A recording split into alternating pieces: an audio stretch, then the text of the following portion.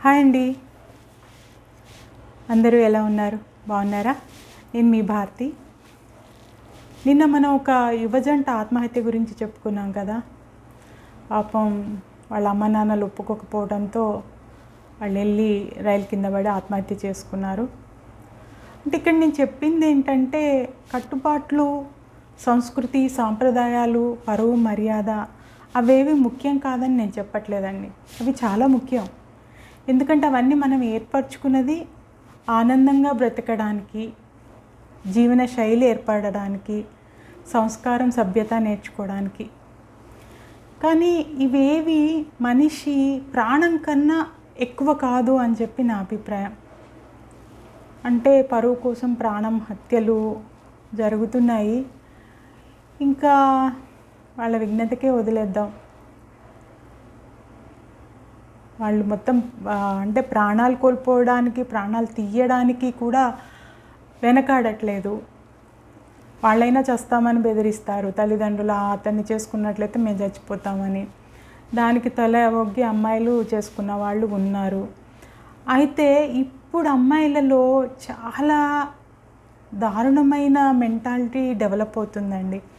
ఎందుకంటే వీళ్ళు చదువుల పేరుతో కానీ, ఉద్యోగాల పేరుతో కానీ బయటకు వెళ్ళి ఈ ప్రేమ అనే దాంట్లో చిక్కుకుంటున్నారు. తప్పట్లేదు, అంటే ఆ ఆకర్షణ అట్లాంటిది. అయితే మామూలుగా చిన్నపిల్లలు పిచ్చి పిచ్చి వేషాలు వేస్తున్నారు. చదువు చట్టుబండలు లేకుండా ఆ ప్రేమ వలలో చిక్కుకొని వీడితోనే 16 ఏళ్ళకోనో 18 ఏళ్ళకోనో వెళ్ళిపోయి పెళ్ళిళ్ళు చేసుకుని గుళ్ళో ఒక చిన్న మంగళసూత్రం వేసేసుకుని మేము పెళ్లి చేసుకున్నామని డిక్లేర్ చేస్తుంటారు. వాళ్ళ అస్సలు ఒకళ్ళని వదిలిపెట్టి ఒకళ్ళు ఉండడానికి ఇష్టపడరు. ఇలాంటి అవతల వాడు ఒక పోరంబోకు వెధవై ఉంటాడు. అప్పుడు తల్లిదండ్రులకి చాలా బాధ ఉంటుందండి. మనం ఎక్కడ తప్పు చేసాం, మనం ఇంత చక్కగా పెంచుకున్నాం కదా. నేను అది కోర్టు సినిమా అప్పుడు కూడా మీకు చెప్పాను. నిజానికి తల్లిదండ్రులు దాన్ని వ్యతిరేకించడంలో నేను తప్పు పట్టను, అస్సలే పట్టను. ఏంటంటే ఆ వయసులో వాళ్ళకి అసలు మెచ్యూరిటీ ఉండదు.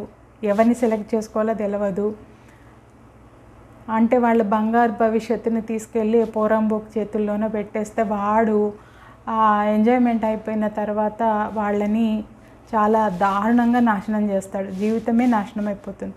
అలాంటి విషయాల్లో తల్లిదండ్రులు గట్టిగా ఉండటం, ఇలా అమ్మాయి ఏమన్నా తప్పటడుగులు వేస్తే బ్యాగ్ తీసుకొని వచ్చి సంజాయించి చెప్పి అది అంతా చేయడం నిజంగా కరెక్ట్. డ్రైవర్లతో పోతుంటారు కొందరు. వాడికి ఆల్రెడీ పెళ్ళై పిల్లలు ఉంటారు. వాడు మాయమాటలు చెప్పితే ఈ అమ్మాయి వెళ్ళిపోతుంది, ఉన్నింటి అమ్మాయి. వాళ్ళని తీసుకురావడంలో తప్పు లేదండి. నిజానికి వాళ్ళని తీసుకురావడం, అవతల వాడిని శిక్షించడం, ఈ అమ్మాయిని తెచ్చుకోవడం. కానీ చంపడం మాత్రం నేరం. మనిషి ప్రాణాలు తీసేంత హక్కు ఎవరికీ ఉండదు కదండి. ఈ అమ్మాయి వెళ్ళిపోయింది కదా అని అవతల వాడిని చంపేయటము, వాడిని ఇంకా లేకపోతే ఈ అమ్మాయిని తీసుకొచ్చి చంపేయటము, అంత క్రూరత్వం వద్దు అని చెప్పేసి అలా సంస్కరించడం, గట్టిగా ఉండడం, అమ్మాయిని మళ్ళీ మంచి మార్గంలో పెట్టడం నిజమే. నాకు తెలిసి ఇక్కడ ఒక ఫ్యామిలీ ఉన్నారు. వాళ్ళు అమ్మాయి తండ్రి లేడు. అమ్మాయి డిగ్రీ ఫస్ట్ ఇయర్ నుంచే తల్లికి పక్కనే వాళ్ళ మామయ్య వాళ్ళు ఉండేవాళ్ళు. డిగ్రీ ఫస్ట్ ఇయర్ నుంచే ఇంకా జాబ్కి వెళ్ళడం అట్లా ఇట్లా మొదలెట్టింది.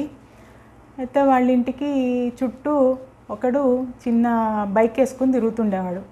ఇట్లా జుట్టు ఇట్లా ఇట్లా పెట్టుకొని అట్లా పెట్టుకొని ఇట్లా పెట్టుకొని. వాడు చాలా హీరోయిక్గా అనిపించాడు ఈ పిల్లకి. హీరోయిక్గా అనిపించి వాడితో వెళ్ళిపోయింది. తల్లేమో పాపం కుట్టు మిషన్ కుట్టుకుంటూ ఉండేది. మేనమామ ఆయన విధుల్లో ఆయన ఉండేవాడు. ఇంకా ఈ అమ్మాయి జాబ్కి అని చెప్పేసి వాడితో వెళ్ళిపోయి వాడిని పెళ్లి చేసుకున్నానని చెప్పేసి అనింది. ఎంత 17-18 ఏళ్ల పిల్ల, అంతే. 18 ఏడు వచ్చినాకే, మళ్ళీ అది తెలుసు చూడండి వాళ్ళకి. 18 ఏళ్ళు నిండినాకే చేసుకోవాలి అన్నది కూడా తెలుసు. అంతవరకు వస్తుంది కానీ మైండ్ మాత్రం ఎదగదు.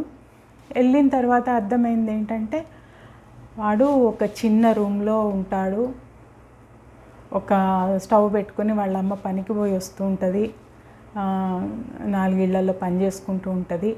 ఈ అమ్మాయిది కొంచెం తండ్రి చనిపోయిన ఒక మాదిరి మిడిల్ క్లాస్ ఫ్యామిలీ లాగా అన్నమాట. కొంచెం చదువు, సభ్యత, సంస్కారం ఉన్న ఫ్యామిలీ. ఇంకా అక్కడికి వెళ్ళేసరికి మరీ దారుణమైన పరిస్థితులు. ఆ అమ్మాయికి ఒక మరిది ఉంటాడు, అత్త ఉంటుంది, అందరూ కలిసి ఒక రూమ్లో ఉండటం. ఒక చిన్న కిచెను, ఒక రూము.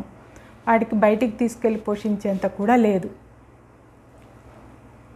అయితే ఇంకా అతనితో ఉండిపోయింది. ఈ తల్లి ఏడ్చింది. ఆఖరికి వాళ్ళ తాతగారు వరసయ్య ఒక ఆయన పెద్ద మనిషి పోలీస్ స్టేషన్కి తీసుకొని వెళ్తే, లేదు నేను ఇతనితోనే ఉంటాను అని చెప్పేసి వాళ్ళని కూడా ఎదిరికిచ్చింది.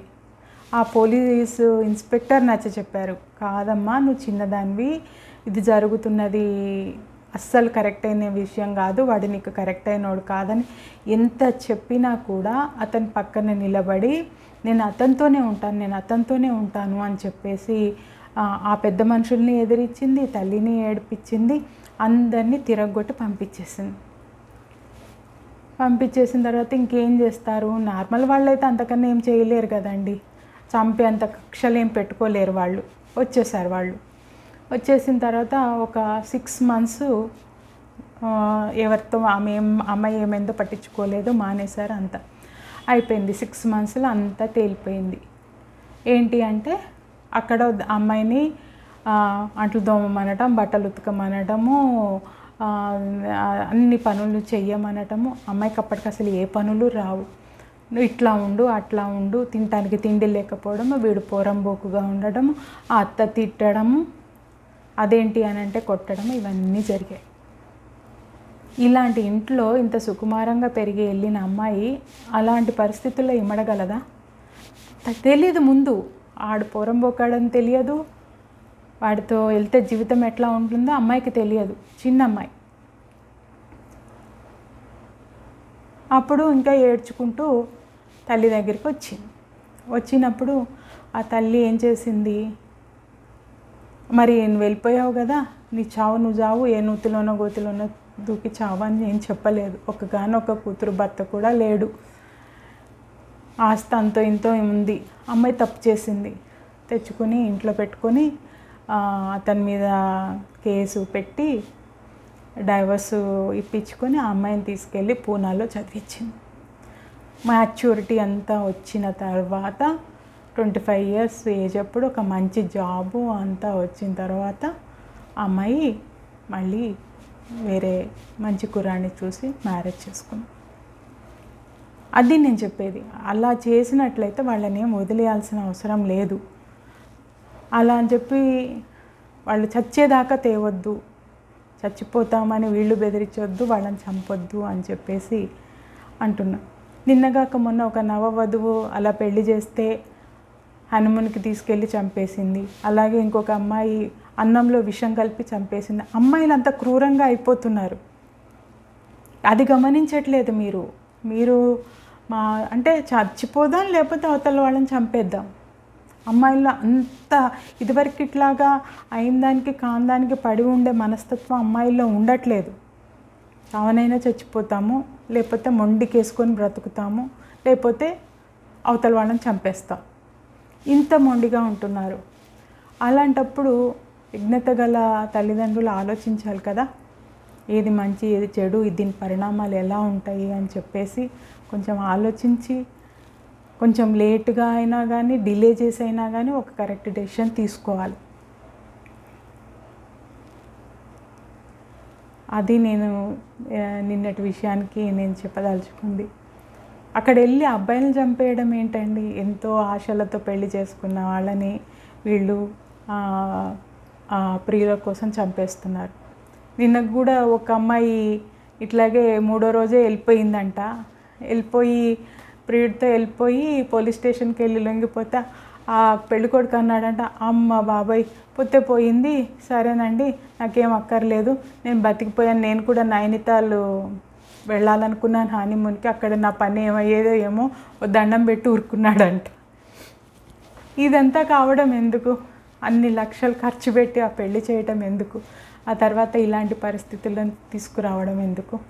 ముందే జాగ్రత్తగా ఆలోచించుకోవాలి తల్లిదండ్రులు ఏంటి అని చెప్పేసి. ఎవరు మొండికి వేయకూడదు అని చెప్పేసి.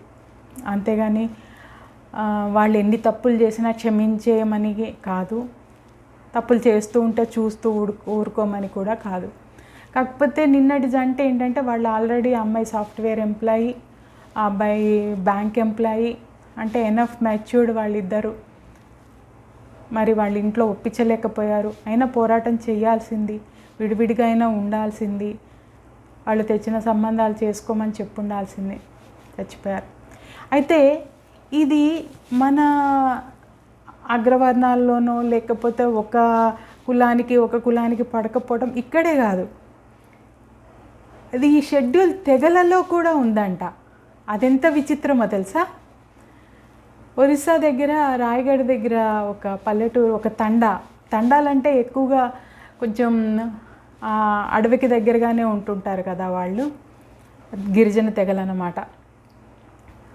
అయితే ఆ తెగల్లో వాళ్ళు చాలా కట్టుబాట్లతో ఉంటారు. ఎందుకనంటే వాళ్ళ జనాభా సంఖ్య తక్కువ ఉంటుంది కదా.